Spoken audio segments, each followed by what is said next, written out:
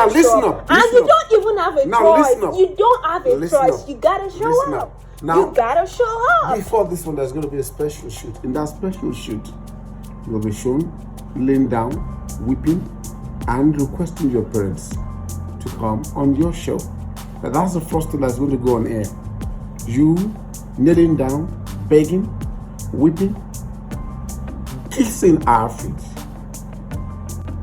But before that, don't raise any silly shoot issue before me. Otherwise, I'll slap you so hard, you'll think thunder hit you. Me too. Say it again. Our what? Our charismatic discussion. Yeah. I've enjoyed it. Love you, baby. Love my life. Mira ready. I love you.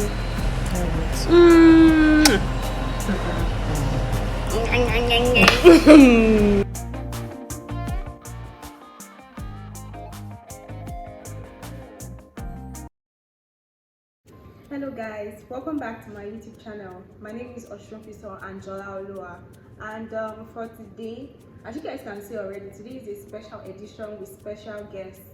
And today I brought to you my entire family. Not my entire family, apart from one of my sisters is not here, but this is my younger sister. As you can see, okay, the picture, she's here. The one here, she's not available, she's not here. But this here is my younger sister. Her name is Osunfisan. Introduce myself, thank you. I don't point me. Then this here is my lovely and handsome dad. Anybody that knows him, Afuye Genge. I'm just free. Let's leave it at His name is Fui. And this is my beautiful mom. I call her my Roboke, and her name is Dayo. So this is the Osunfisan clan, this is the Osunfisan family. And for today's segment, we'll be looking into the issue of why children or youths in general, find it difficult to talk to their parents regarding about issues regarding relationship or their relationship life or anything in general. So the very first question now is going to be, why do you think? I'll be asking them. Okay, and I'll also be contributing, but the very first question is, whose fault do you think it is, that children are not able to communicate with their parents about issues regarding, their relationship life and even much more. So I'll be starting with Bekemi. Bekemi, what do you think is, the reason for that? Or who do you think is at fault?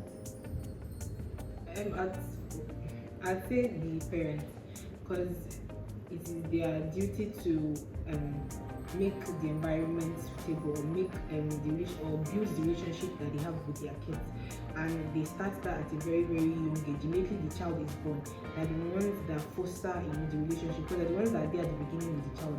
Even when the child is just crawling, just walking, just when the kid starts to talk, it's the parents that are there. So I feel like it's a foundational issue. I think that if you don't start the relationship, if you don't start to build the relationship with your kids, and where they can have honest and open conversations with you about several things, not just relationships, but about several things, as they grow or as they start to become their own person, it will be more difficult for them to actually now say, oh, I actually want to talk to daddy and mommy about my boyfriend or this person that I like, or this crush, or this relationship. So for me personally, I would say that the fault lies with the parents, because they're always there at the beginning or at inception, and it is their duty to foster a relationship with you, even when you can't, so that when you grow up, it becomes easier for you guys to have honest conversations about several things. Okay. So, question, sir. The grandma knows the experience. No problem. I'm older than you guys. Okay. So me now. Yes. Okay. Well, I think Bekemi has actually captured the essence. But let me say that it's a foundational issue. It's not about fault finding, who is at fault, who is not at fault. But you find that, like Bekemi said, if you want to, how would I call it? You want your children to be close to you, then you start at a very early age. communication is key. You have to communicate with your children, even when they are babies. You talk to them, okay? You're there for them, you're close to them. And then when they get to that age where they begin to ask questions, you must be available, okay, to answer their questions in the best possible way, okay? And then one of the key things that I believe that may be negative, okay, is this issue of parents being judgmental, okay, or being too much in a haste, okay, to condemn, or not finding time, okay, to sit down and answer key questions raised by the children. And truly understand their children. And what? Truly understand their children. Mm-hmm. So, if your child comes to you, okay, and tells you something that is confidential in quote, okay, and instead of listening and then advising as best as you can, the first thing you do is to blame the child, okay, to tell that child you ought not to have done this, okay, you didn't do this well, you didn't do that well, that's wrong of you. In fact, I'm disappointed in you. When an opportunity comes for that child, okay, when something happens again in that child's life, the first thing that child remembers is the father or mother being judgmental. And so the child will be afraid to open up to the parents, to tell them this is exactly what is going on. So key first thing, like I said, is foundational. The parents must learn to open up the communication channel with the children, okay, and maintain that communication channel. And then they must also be very careful when children raise issues with them, not to be judgmental, not to condemn them, okay, but to try as much as possible to explain things. Let me just talk. Baba they talk. If you guys wonder why we talk so much, this guy. Oh yeah.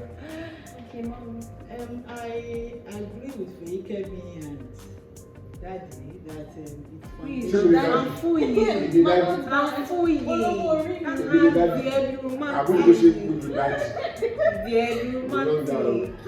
agree with Feikemi and Therefore, that it is foundational. But my attitude is, most parents, when children begin to grow, they are never very much available for these children. They need to create time. Apart from creating time to do homework with them, they need to create time to watch TV with them, create time to go for some outings with them, create time to have a friendly atmosphere with the children, other than read your book, study your book. Let these children know from the beginning that they have other life, other aspects of life to care about, other interests, to think about, apart from book. You find that when these children, it is when these children get to the university that parents begin to talk of relationship. Do they then? When they get to the okay. Let mommy land. Okay, land. When they get to the university, perhaps they are in their third year. Okay. That is when they begin to talk about asking them about relationship. Okay. Then you find that these children, when they were in the secondary school, concern is study your book. You must not even have friends. I need to know all your friends. By the time they get to the university, and these children are growing, they are meeting their friends, they are learning one or two things from their friends, whether good or bad. But the mother, the father, they are not there to answer some questions. Even when these children are not readily, they are not coming up with questions, we find that parents on their own, when you begin to notice the age of your children, when they get to their teens, there are some issues, some questions that parents need to start asking these children. But you find that Nigerian parents, African parents, perhaps that was not the way we were brought up. And as a result, most parents fail from that point. Can I say something? You see, why are you smiling? I'm not smiling.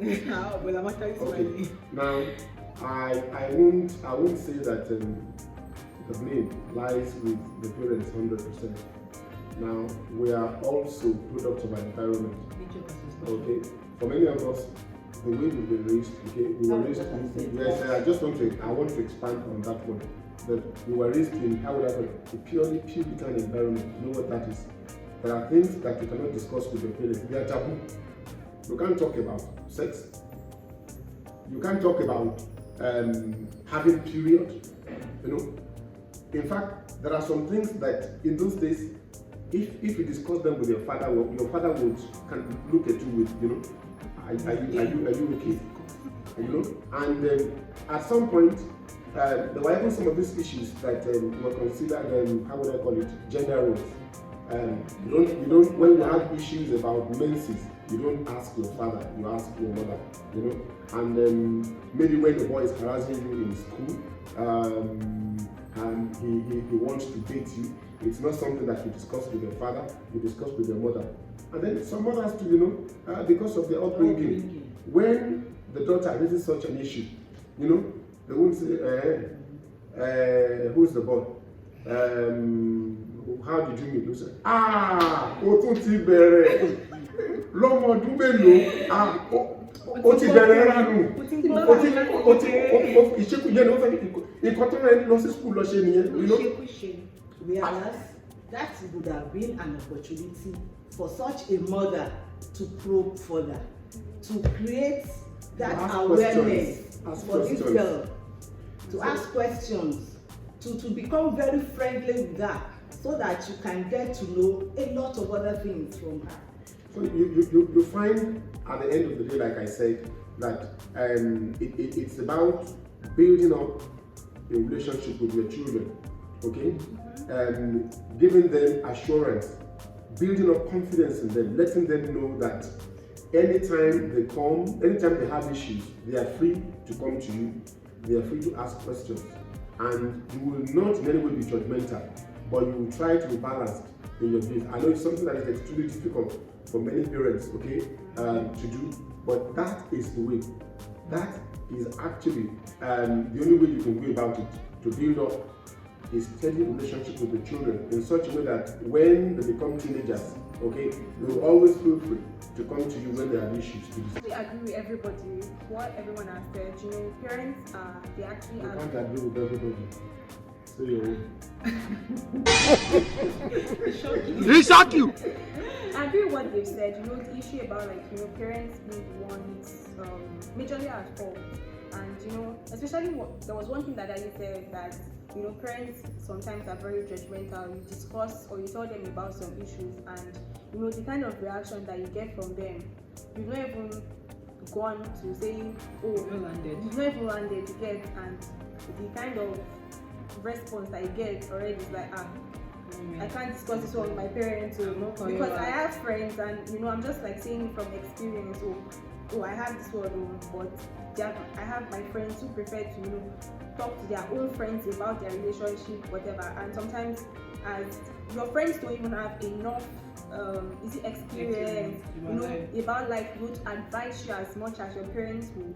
But because of the way, like, parents have acted in the past, they do not even want to, you know, to try again to bring up that kind of conversation again. So I think that's all I have to, you know, say about that. Are you sure you don't have one? Okay, so the next question here is,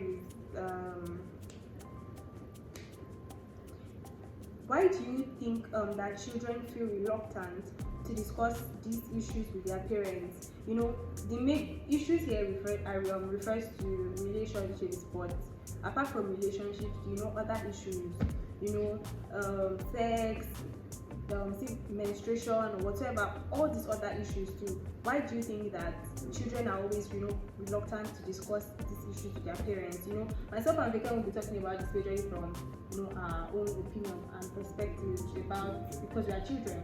Yes, and I'm my younger sister, so she'll be going first again, and round it up.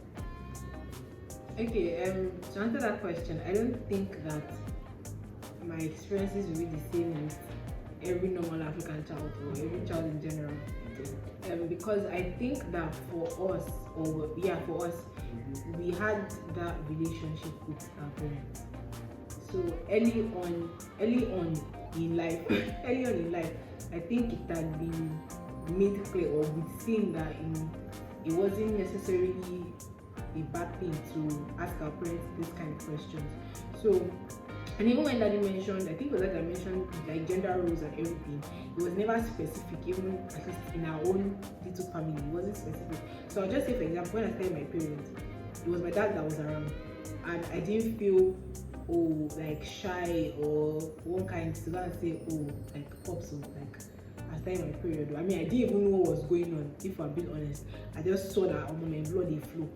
And my dad was the one that was around, he was the one that got me the pad and everything. So there was no like there's no gender roles. So, and I think also because of the kind of person that I also am, I mean, I don't want to give them much credit. Not as much as they fostered this relationship and everything. I think that the kind of person that I am also plays into it. So I'm a very inquisitive person. I always have a lot of questions to ask. And for me, it was like, oh moment, I will bother you until answer that question. Like, I would hammer your head. So I remember there's a time when, like, you're talking about sex and everything, right? And me, I'm very passionate about all these kind of topics.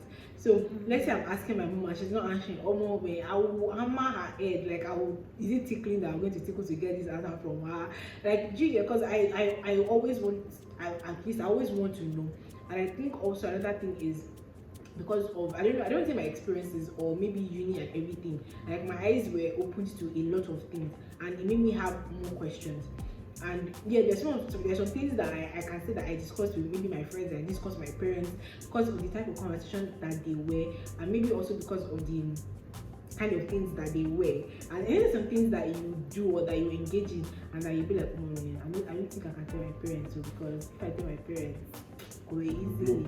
And you get, for example, I don't know if they know, but if we're saying, let's say kissing a boy or that kind of thing, and you get, like how much daddy will look at me the same way. Do you understand? She will look at me the same way. She should not look at my lips and be saying, kiss. I can remember that there was one time my mom called me in school and she looked at my lips and my lips were very pink and she said, who has been kissing you? And I was like, what do you mean by what has been kissing me? Like, you get it's that free for us to just like talk about these things. And sometimes sometimes I don't feel comfortable bringing up something, not because they haven't created that atmosphere, but because it's just personal to me. It's just something I think that I don't know if I'm ready to like discuss this thing with my parents. I can remember my first serious relationship. My parents knew about it. It wasn't like sorry, my relationship is serious, but there was one in particular that my parents knew about, like right from inception, right from when they even saw the signs before I saw the signs that the boy liked me. Like they knew before it happened. My mom was always asking questions, and she still even asks questions till date. So I can remember even when we had issues, like I'd call them to ask them for their own advice. Meanwhile, I was not in Nigeria, I was in SA. I would call them via Skype. I think it was Skype that time, and it was before WhatsApp video call. See the kind of generational changes. Anyway, I was Skype, so I called them like through Skype and I'd ask them questions. Even when the relationship was about to end, like I spoke to them about it, like trying to see, okay, am I doing the right thing? These are what the issues are, that kind of thing. Like, so I think that exactly. So sorry, I think that from my that's why that's what I said. Now I said if they ever think that we talk too much, we got it from you. So as I'm talking too much, I'm representing you. So anyway, shall watch this video no matter how long it is. So anyways, the point that I'm trying to make is compared to other families that I've seen, I mean, based on my friends and my relationships, like it is not the same. I mean, people ask me generally, like, I don't on a daily basis, but people ask me, like, there's times, like, even, and I think I've never been anywhere where people have heard me speak to my parents or they've heard me talk about my parents, and they've never asked me, that kind of thing that you have with your parents. You talk to your parents, you say this to your parents, that kind of thing. And I'm like, oh man, that's how it is in my house. So I mean, I know that a lot of people have like different experiences compared to the ones that we have. But from my own perspective, that is what it is. Now, can I say something? Yeah. I think you need to be soft on us, parents. You know, we belong to different generations, and I think one of the key differences that we have is the level of exposure that we had in our own time and what you have today. You know, I always tell the young ones, I remember growing up on a street that was about 3-4 kilometers, even more than that, long, and we had only 2 homes with TV sets. And there were programs that we could watch. And even at that time, not that were programs that were sexually explicit, no. But my parents would tell you there's time for your schoolwork, there's time for house chores, and there's time for church work, you know. So you can't just sit down and say, well, I have free time, I want to watch TV. The reality is that the kind of exposure that we had then is almost zero compared to what you have today. And let's be fair. People discuss sex openly now. All kinds of topics, all kinds of issues relating to sex, you know, sexual preferences, and all whatnot. That's important. Yes, we're not saying that they are not important, but the reality is that we belong to different generations. Yeah. So it's not easy for people in my generation to be that open about sex. Yeah. That was not the way they were brought up. Sure. And so sometimes you have the younger ones thinking that, well, their parents are too staid in their approach and they are old-fashioned. No. So just understand that we do not, we didn't grow up in the same environment, okay? We didn't have the same level of exposure. So when at times we behave as if, well, we're too traditional, we're old-fashioned, please understand where we're coming from, okay? Yeah. And having said that, I also want to add that yes, that kind of background may be an impediment, okay, when it comes to discussing issues like Angela has mentioned, issues concerning sex, issues concerning relationships, okay, issues concerning sexual preferences, okay. You may not even have the boldness to open up on them before your parents. But I know that even for some of us in our generation, I would say that all is not lost. The fact that you didn't start early with your children does not mean you cannot make catch up, okay? Or that you cannot make amends. Can I say something? Okay. Sorry. I want to say that in as much as like what you said, I agree. And I want to say like even for kids, like just because your parents did not catch up like early on, the moment that you see that they're actually making the efforts, that they're actually trying, like you don't have to be prideful. You don't have to now say time has passed, like that ship has sailed. It's just trying for blah, blah, blah, that kind of thing. Because I can say that it's not everything that my parents, it's not everything that we could speak on even at the beginning. I feel like there were levels to it. There were moments where the man I was like, oh, even when I was like, I don't think that they're ready to have this conversation. Or at least, or maybe I even judged before I even spoke. But then you realize that, oh, you speak up and then they actually answered you. And sometimes I think that even as kids, we judge before we even speak. Like before you even say something, you've already had like this conclusion in your head. Maybe because of, I don't know, what you've seen or the experiences of maybe your other peers. So you don't even bring it up. Do you understand? So I remember like when I was asking my friends about sex, because I asked my question. I asked my friends about sex and everything. At first I was like, I can ask them about other things, but maybe more sex, you know. But now we have like discussions about it at home, about different things and about how like it needs to change, about how like I think we need to work on the generational gaps. Like how do we bring people from their generation and our generation to what do you call that thing? So the level of understanding. Yeah, how to bridge the gap. Yes. Exactly. Like how do we do that? These are the conversations that we need to have now. So and you know something, parents also need to be intentional. Okay. Yeah. I think I told you that we didn't grow up in an environment where our parents told us we love you all the time. Yeah. But I tell you that almost every day. Okay. Yeah. Even when I'm angry at times, sorry. Me, I'm the champion of this. When we went to make up, yes, and sometimes people think such words, you know, are meaningless. They have a lot of meaning. Okay, telling the children that you love them gives them confidence, gives them reassurance, okay, tells them that all is well, at least on the home front. And like my junior sister mentioned in her tribute to my mom when my mom died, she said something that is key that I held on to. That when she was in school and her classmates were trying to introduce her to some crazy things, the reason why she didn't join them, the reason why she didn't succumb to peer pressure was because she was loved at home. That gave her confidence, okay? That gave her boldness to say no, because she knew that she didn't need all those things to be who she wants to be. So when those things came, she was confident enough to let her mates know that I'm not going to go into this. Yes, I don't need to. She was emotionally stable and she was very confident. Yeah, it reminds me of something I always tell my friends that I think it goes something around different. Like there are things that if I cannot do it at home, I cannot do it outside. Okay. Because there's no point.